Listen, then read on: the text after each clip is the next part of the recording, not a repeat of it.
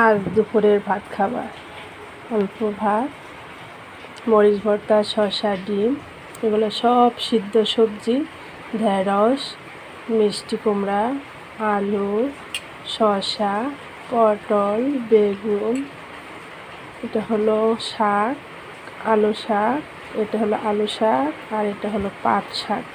এগুলো আজ নিয়ে আমি দুপুরে খাবার খাবো। ডায়েট করতে বলছে, তাই ডায়েটের খাবার খাচ্ছি। তরকারি খাবো না, শুধু সিদ্ধ খাবার খাবো। মরিচ দিয়ে ভর্তার সাথে ভাত দিয়ে খেলে অনেক মজা। বিসমিল্লাহির রহমানির সত্যি মজা।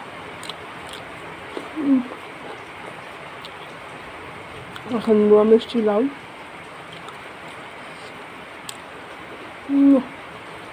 সত্যি অসাধারণ।